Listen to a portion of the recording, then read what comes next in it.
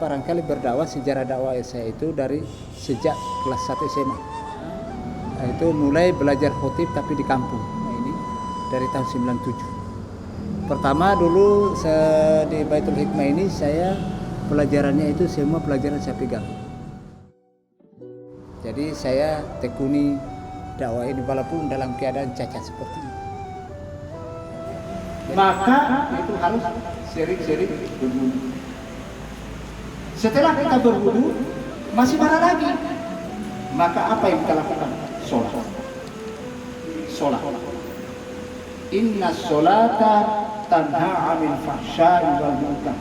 Sesungguhnya sholat itu adalah bisa mencegah perbuatan kalian dari kekejian yang timbul. Ada interaksi antara audiens dengan saya. Karena kalau tidak, saya tidak tahu bahwa ada orang di depanku apa tidak. Sehingga kadang-kadang orang dia keluar satu-satu itu saya tidak tahu itu. Pernah dalam satu masjid, orang sudah habis, ternyata yang setelah selesai saya ceramah, padahal yang dengar tinggal 3. Iya. Tapi ya apa boleh buat. Pada dasarnya kan kita berdakwah ini bukan Allah itu akan tanyakan bukan berapa pengikutmu, tetapi Allah akan tanyakan sudah sampaikan atau belum. Ya. Alhamdulillah di masjid kita ini kita senantiasa pagi-pagi sudah membaca Al-Quran. Alhamdulillah.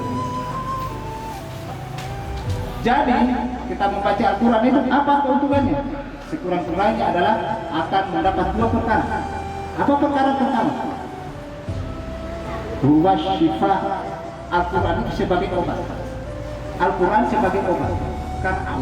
Teman-teman sekalian, sejarah dakwah saya itu dalam kondisi cacat seperti ini, tapi alhamdulillah ruang lingkup Sulawesi Tenggara itu sudah keliling Sulawesi Tenggara, bahkan sampai di Wakatobi, Buton Utara, Buton Selatan, bahkan sampai ke Bombana, Muna dan lain sebagainya.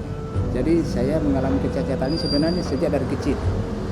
Umur balita saya diserang oleh penyakit polio sekitar tahun 70-an.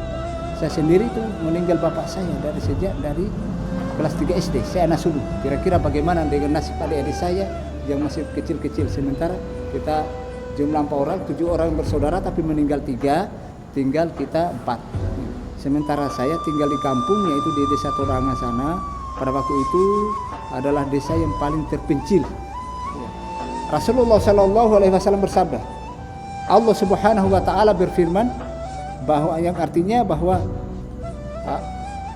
jikalau ada orang hambaku yang saya ambil 2 putri kesayangannya, atau saya ambil 2 biji matanya, kalau dia bersabar tidak ada yang pantas sebagai gantinya kecuali surga.